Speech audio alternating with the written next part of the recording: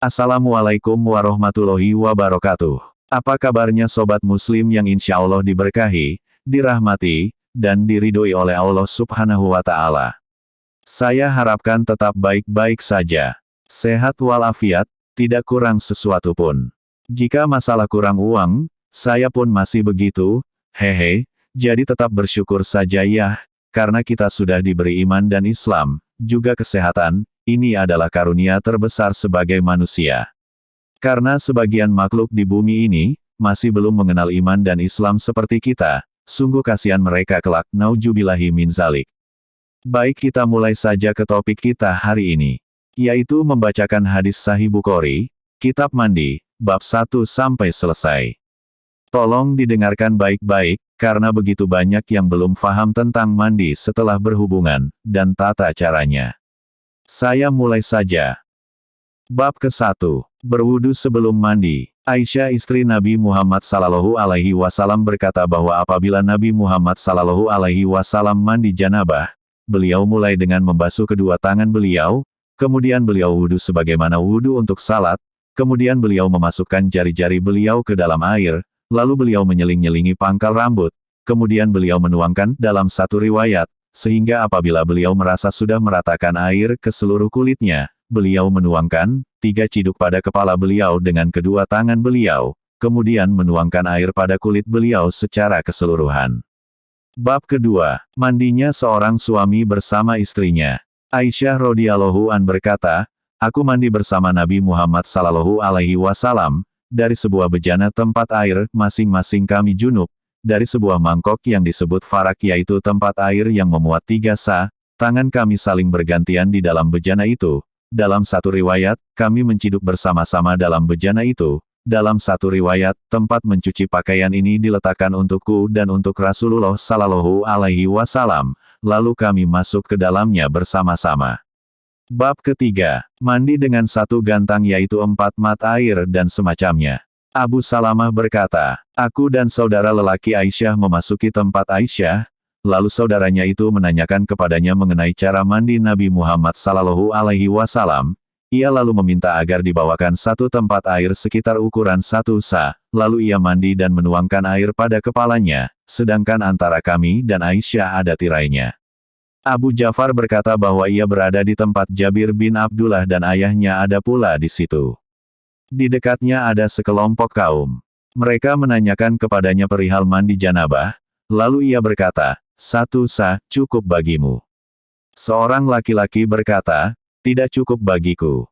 Jabir lalu berkata, 1 sa, itu cukup bagi orang yang rambutnya lebih banyak dan lebih baik daripadamu.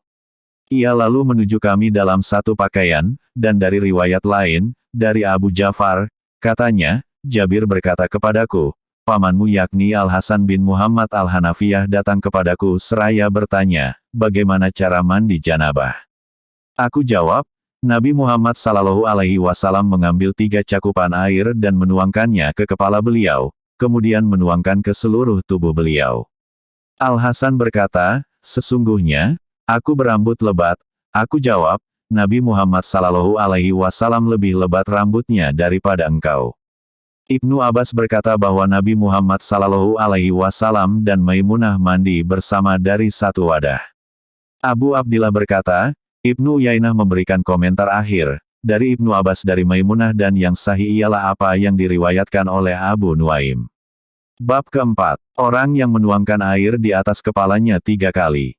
Jubair bin Mut'im berkata, Rasulullah sallallahu alaihi wasallam bersabda, adapun aku, maka aku tuangkan air atas kepalaku 3 kali, dan beliau mengisyaratkan dengan kedua tangan beliau.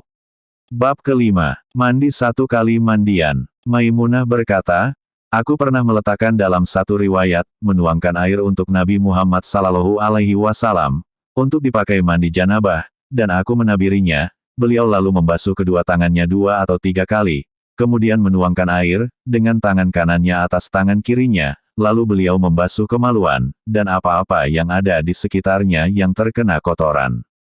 Beliau lalu menggosok-gosokkan tangannya ke atas tanah, dan dalam satu riwayat menggosokkannya ke dinding, dalam riwayat lain, ke tanah atau ke dinding, dan 2 atau 3 kali, kemudian mencucinya, lalu berkumur-kumur, mencuci hidungnya dengan air, membasuh wajah dan kedua tangannya, dan membasuh kepalanya 3 kali. Dalam satu riwayat, berwudu seperti wudunya untuk salat, hanya saja tidak membasuh kakinya, kemudian menyiramkan air ke seluruh tubuhnya, lalu bergerak dari tempatnya dan mencuci kedua kakinya, kemudian dibawakan sapu tangan kepada beliau, tetapi beliau tidak menggunakannya untuk mengusap tubuhnya. Dalam satu riwayat, lalu aku bawakan penyeka, handuk, lalu beliau berbuat begini, tetapi tidak mengulanginya. Dalam riwayat lain, lalu aku bawakan kain, tetapi tidak beliau ambil, lalu beliau pergi sambil mengusapkan kedua tangannya. Bab ke-6. Orang yang memulai mandi dengan menggunakan harum-haruman atau wangi-wangian. Aisyah berkata, apabila Nabi Muhammad SAW mandi janabah, beliau minta dibawakan hilap bejana. Beliau mengambil dengan kedua telapak tangan beliau memulai dengan bagian kepala yang kanan kemudian yang kiri, lalu beliau lanjutkan pada bagian tengah kepala. Bab ke-7. Berkumur-kumur dan menghirup air ke dalam hidung ketika mandi janabah. Dalam bab ini, Imam Bukhari meriwayatkan dengan isnadnya hadits Maimunah di muka. Bab ke-8. Mengusap tangan dengan debu agar lebih bersih. Dalam bab ini, Imam Bukhari meriwayatkan dengan isnadnya hadits Maimunah di muka. Bab ke-9. Dapatkah seorang yang junub meletakkan tangannya di dalam belanga yang berisi air, sebelum mencucinya apabila ia tidak terkotori barang yang kotor kecuali janabah? Ibnu Umar dan Al-Bara bin Azib biasa memasukkan tangannya ke dalam air tanpa mencucinya, kemudian mereka berwudu. Ibnu Umar dan Ibnu Abbas berpendapat tidak ada bahaya apa-apa apabila air menetes dari tubuh ketika mandi, ke dalam tempat yang dipakai mandi janabah itu. Anas bin Malik, Nabi Muhammad SAW dan salah seorang istrinya mandi janabah bersama dari satu bejana. Bab ke-10. Memisahkan mandi dan wudu. Disebutkan dari Ibnu Umar bahwa dia mencuci kedua kakinya setelah air wudu pada anggota-anggota tubuhnya telah kering. Bab ke-11. Menyiramkan air dengan tangan kanannya ke tangan kirinya waktu mandi. Dalam bab ini, Imam Bukhari meriwayatkan dengan isnadnya hadits Maimunah yang diisyaratkan di muka. Bab ke-12.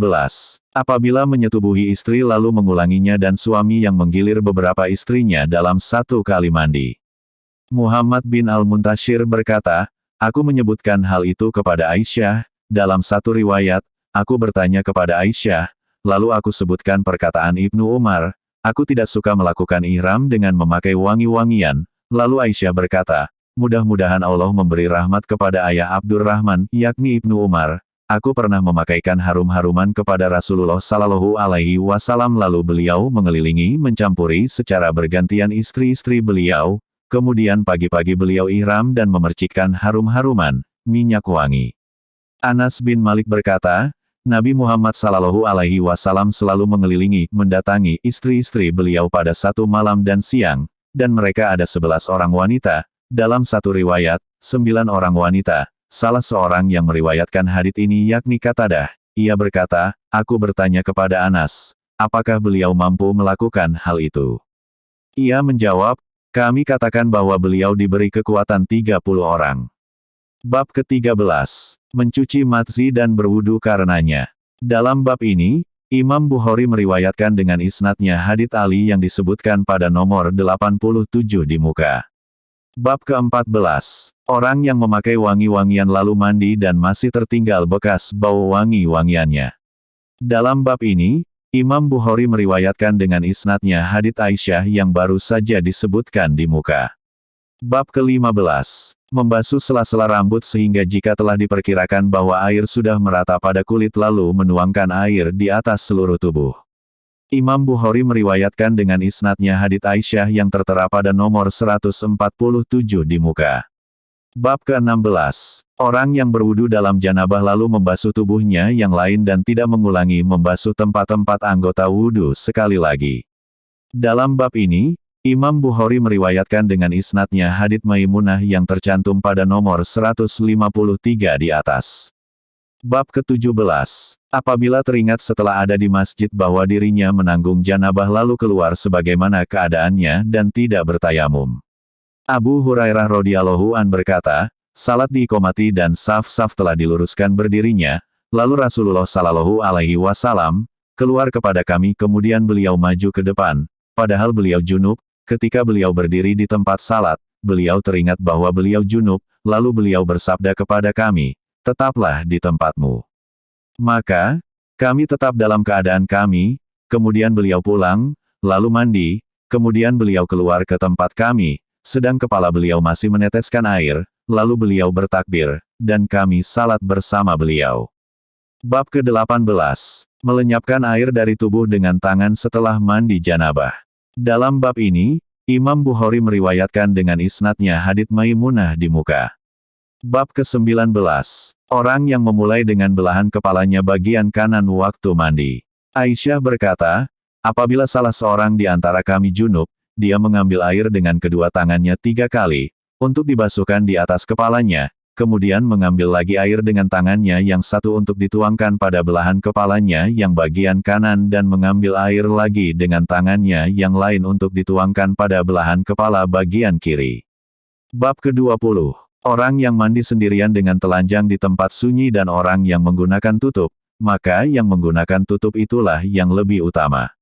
Bahas berkata, dari ayahnya, dari kakeknya bahwa Nabi Muhammad SAW bersabda, Allah itu lebih berhak dimalui daripada seluruh manusia. Abu Hurairah berkata bahwa Nabi Muhammad SAW bersabda, Nabi Ayub mandi telanjang, lalu jatuhlah atasnya belalang emas yang banyak, maka Ayub memasukkan ke dalam pakaiannya. Tuhan lalu memanggilnya, Hai Ayub, bukankah aku telah mencukupkanmu dari yang kamu lihat? Ia berkata, iya, demi kemuliaanmu, wahai Tuhanku. Tetapi tidak ada batas kecukupan bagiku, yakni aku selalu membutuhkan kepada berkah-Mu. Bab ke-21. Membuat tutup di waktu mandi di sisi orang banyak. Bab ke-22. Apabila wanita mimpi bersetubuh. Hadits ini telah disebutkan pada nomor 86. Bab ke-23. Keringat orang yang menanggung janabah dan orang muslim tidak najis.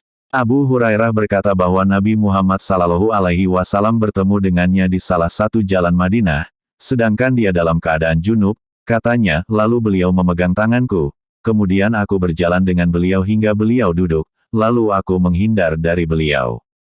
Kemudian, dia pergi mandi, lalu kembali lagi, dalam satu riwayat, lalu aku datang, sedangkan beliau masih duduk, lalu beliau bertanya, di mana engkau tadi, wahai Abu Hurairah? Abu Hurairah menjawab, aku dalam keadaan junub, maka aku tidak suka duduk bersama dalam keadaan aku tidak suci. Nabi menimpali, Subhanallah, wahai Abu Hurairah, sesungguhnya orang mukmin itu tidak najis. Bab ke-24. Orang junub keluar dan berjalan-jalan di pasar atau di mana saja. Atta berkata, orang junub itu boleh saja bercanduk, memotong kukunya, dan juga mencukur kepalanya meskipun belum berwudu. Bab ke-25. Keberadaan orang junub di rumah apabila ia mandi. Ibnu Umar berkata bahwa Umar Ibnul Khattab bertanya kepada Nabi Muhammad SAW, apakah seseorang di antara kita boleh tidur dalam keadaan junub? Beliau menjawab, boleh, apabila seseorang di antaramu berwudu, tidurlah dalam keadaan junub, dalam riwayat lain, berwudulah dan cucilah kemaluanmu, kemudian tidurlah. Bab ke-26. Orang junub yang berwudu lalu tidur. Aisyah berkata, biasanya, apabila Nabi Muhammad SAW hendak tidur, padahal beliau masih junub, beliau mencuci kemaluannya dan berwudu seperti wudu untuk salat. Bab ke-27. Apabila kemaluan laki-laki dan perempuan bertemu. Abu Hurairah radhiyallahu an berkata, bahwa Nabi Muhammad SAW bersabda, apabila seseorang duduk di antara cabang wanita yang 4, yakni antara kedua kaki dan kedua tangan, kemudian mengerjakannya dengan sungguh-sungguh, yakni menyetubuhinya, sungguh ia wajib mandi. Bab ke-28. Membersihkan sesuatu yang basah yang keluar dari kemaluan seorang wanita apabila mengenai seseorang. Ubay bin Ka'ab berkata, wahai Rasulullah, apabila seorang laki-laki menyetubuhi istrinya, tetapi tidak mengeluarkan mani, apakah yang wajib dilakukan olehnya? Beliau menjawab, hendaklah dia mencuci bagian-bagian yang bersentuhan dengan kemaluan wanita, berwudu, lalu salat. Abu Abdillah berkata, mandi adalah lebih hati-hati dan merupakan peraturan hukum yang terakhir. Telah kami jelaskan perbedaan pendapat di antara mereka mengenai masalah ini. Demikianlah saudara muslimku, Peraturan dan tata cara mandi setelah menggauli istri-istrimu, semoga bermanfaat. Jangan lupa dukungan like dan subscribe-nya ya. Terima kasih. Wassalamualaikum warahmatullahi wabarakatuh.